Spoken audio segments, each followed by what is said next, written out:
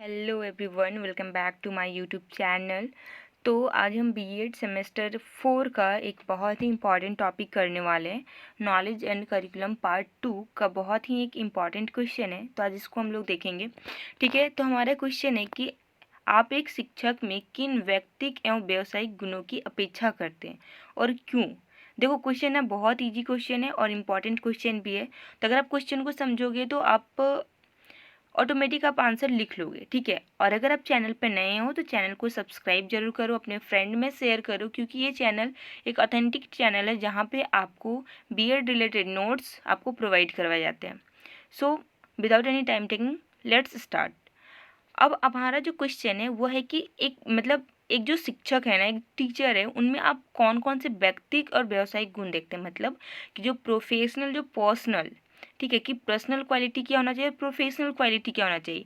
ठीक है, तो थोड़ा सा आप समझो कि पर्सनल क्वालिटी क्या हो गया, कि पर्सनल क्वालिटी में कि वो पर्सनली उसके अंदर, एक टीचर के अंदर कौन कौन सी क्वालिटीज़ है।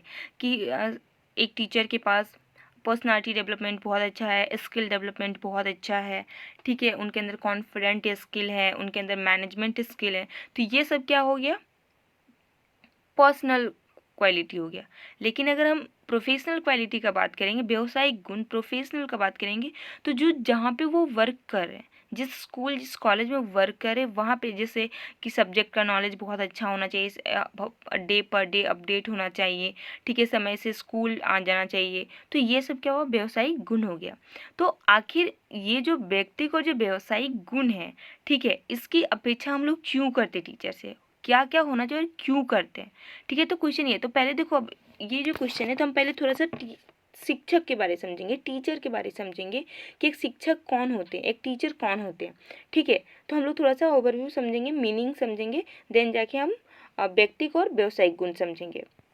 तो देखो, इसका अर्थ क्या है कि शिक्षक शब्द अंग्रेजी भाषा के शब्द टीचर का हिंदी अनुवाद है।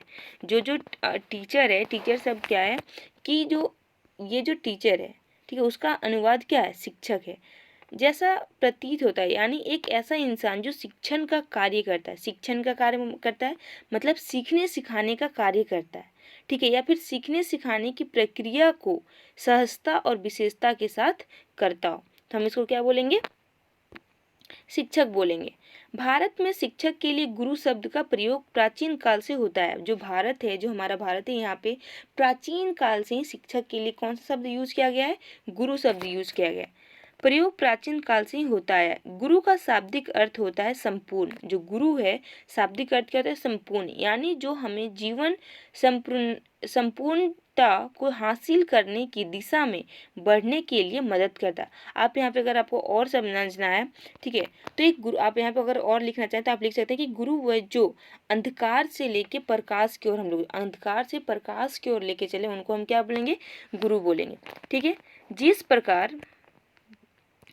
प्रकार कुशल माली अपनी कला से किसी पौधे को उसके सर्वोत्तम रूप में विकसित कर सकता है, उसी प्रकार कुशल शिक्षक जो अपनी कला में दक्ष है, बालक के सर्वांगीण विकास में सहायता कर सकता है। देखो, एक सिंपली अगर आप समझना चाहोगे तो एक शिक्षक कौन है, एक शिक्षक वही है जो सीखने सिखाने का काम करता है। ठीक है, एक शिक्षक कौन है, जो सीखने सिखाने का काम करता है। यानी कि और अगर बात की जाए और शिक्षक की, तो जो प्राचीन समय से ही जो भारत है, भारत में शिक्षक के लिए गुरु शब्द का यूज किया जाता था। ठीक है, और जो गुरु का जो शाब्दिक अर्थ है वो क्या है, संपूर्ण है।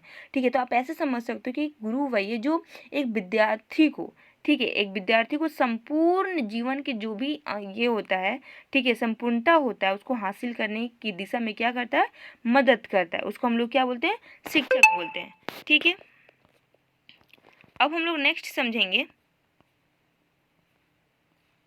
डेफिनेशन, कि एक शिक्षक का डेफिनेशन क्या है। शिक्षा देने वाले व्यक्ति को शिक्षक कहते हैं। जो छात्र के मन में सीखने जिज्ञासा को जागृत करते हैं, उसको हम क्या बोलते हैं, शिक्षक बोलते हैं। कि शिक्षा देने वाले व्यक्ति को हम क्या बोलेंगे, शिक्षक कहते हैं। जो छात्र के मन में सीखने का जिज्ञासा को जागृत करते। अब हम समझेंगे शिक्षक की विशेषता। देखो मैं वर्बली मैं आपको समझा रही हूँ, क्योंकि लाइन बाय लाइन पढ़ना बहुत वीडियो लॉन्ग हो जाएगा, इसलिए आप समझते जाओ। अगर आप समझ जाओगे तो आप खुद से लिख लोगे। तो देखो, एक शिक्षक की क्या विशेषता होता है कि आदर्श व्यक्तित्व होता है, पर्सनालिटी, आइडियल पर्सनालिटी होता है। ठीक है। सेकंड क्या कि सर्वगुण संपन्न होता है। ठीक है, मतलब कि आप ऐसा समझो कि ओवरऑल डेवलपमेंट, या फिर आप सर्वगुण मतलब कि उनके अंदर, एक टीचर के अंदर, ठीक है, अपने वस्तु का ज्ञान होता है, अपने विषय वस्तु का ज्ञान होता है। ठीक है, और सारे सब्जेक्ट के सारे सब्जेक्ट का थोड़ा थोड़ा ज्ञान होता है। ठीक है, लेकिन जो अपना सब्जेक्ट होता है, जिस सब्जेक्ट में वो हायर एजुकेशन लिए होते हैं, उस सब्जेक्ट में वो क्या किए होते हैं, महानता प्राप्त किए होते हैं, उस सब्जेक्ट में महारत हासिल कर लिए होते हैं, तो हम उनको क्या बोलेंगे, सर्वगुण संपन्न। क्योंकि देखो, थोड़ा सा पढ़ के समझाते हैं कि एक अध्यापक को सिर्फ अपने ही विषय का वस्तु ज्ञान नहीं होना चाहिए, उसे स्कूल में पढ़ाए जा रहे सभी सब्जेक्ट का ज्ञान के साथ ही उसके सामान्य ज्ञान का स्तर ऊंचा होना चाहिए, क्योंकि आजकल के बच्चे शिक्षक से ज़्यादा ज्ञान रखने लगे हैं। ये बात आप भी जानते हो। नेक्स्ट है, आदेश नहीं निर्देश दे। ठीक है, एक अच्छा शिक्षक कभी भी अपने विद्यार्थियों से आदेशात्मक भाषा में बात नहीं करता, बल्कि वह विनम्रता पूर्वक निर्देश देता है, और जब जरूरत होती है तो प्यार से फटकार भी लगाता है।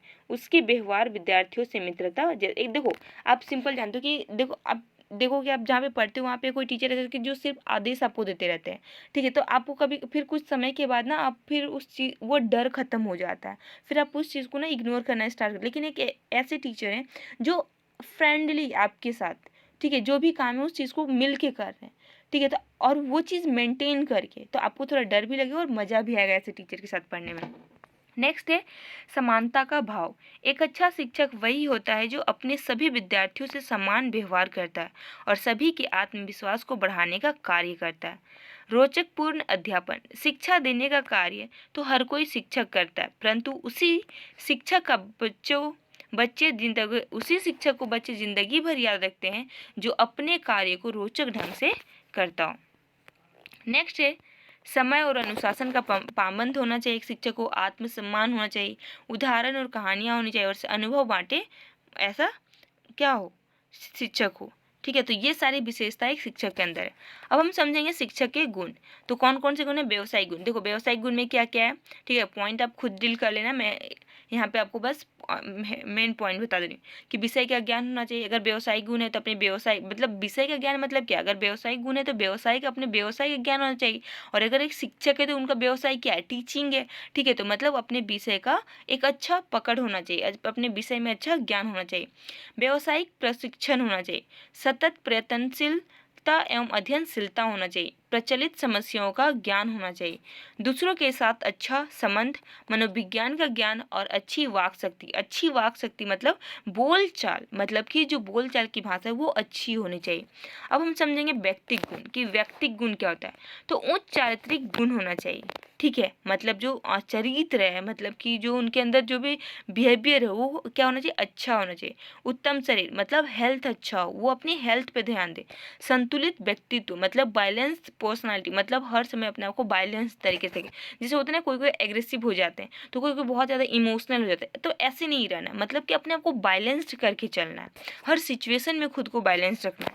तो ये सब क्या हो गया, पर्सनल क्वालिटीज हो गया। और है कि स्वेगात्मक स्थिरता, ठीक है, वही हो गया इमोशनल। जो कोई कोई चीज़ें बहुत ज़्यादा इमोशनल हो जाती है, इमोशंस में आते, तो वैसे नहीं होना चाहिए। नेतृत्व शक्ति मतलब लीडरशिप क्वालिटी होना चाहिए, सहानुभूतिपूर्ण व्यवहार होना चाहिए और आशावादी दृष्टिकोण होना चाहिए। इन सभी गुणों के अलावा कुछ अन्य गुण भी आदर्श शिक्षक को लाभ पहुंचाते हैं, जैसे प्रयोग एवं अनुसंधान में रुचि, सहायक सामग्री के निर्माण तथा प्रयोग में रुचि तथा योग्यता का ज्ञान। अब देखो, ये सब तो व्यक्ति को और व्यवसायिक गुण बताए, लेकिन यहाँ पे ना वो मैं डालना भूल गई कि क्यों अपेक्षा करना चाहिए। तो मैं आपको बता दे रही हूँ, आप उस चीज़ को ना अच्छे से समझो कि अब आप एक शिक्षक है तो आप क्यों ये सब उम्मीद करोगे कि ये सब चीज़ होना चाहिए। तो आप सिंपली समझो कि अगर एक बालक का अगर ओवरऑल डेवलपमेंट करना है, ठीक है, अगर ओवरऑल डेवलपमेंट आप चाहते हो कि जो विद्यालय में जितने भी बालक हैं, ठीक है, उनका विकास हो, विद्यालय का विकास हो, तो एक टीचर के पास ये सारी क्वालिटीज़ होगी तभी तो वो एक स्टूडेंट को दे पाएगा ना। और अगर स्टूडेंट को अगर एक टीचर के पास ही ये सारा क्वालिटीज़ नहीं है तो क्या वो स्टूडेंट को दे पाएंगे? और अगर स्टूडेंट को नहीं दे पाएंगे, स्टूडेंट का विकास नहीं होगा, तो क्या स्कूल का विकास होगा? और अगर एक स्कूल का विकास नहीं होगा तो हमारे समाज का विकास नहीं होगा, और हमारे समाज का विकास नहीं होगा तो इनडायरेक्टली डायरेक्टली हमारा क्या होगा, हमारे राष्ट्र का विकास नहीं होगा। तो हमारे राष्ट्र के विकास के लिए, हमारे समाज के विकास के लिए, हमारे परिवार के विकास के लिए एक शिक्षक के अंदर ये सारी क्वालिटीज़ क्या चाहिए, होनी चाहिए। ठीक है, तो आई होप आपको ये लेक्चर पसंद आया होगा। तो पसंद आया है आपको लाइक करना है, शेयर करना है, सब्सक्राइब करना है। Thank you.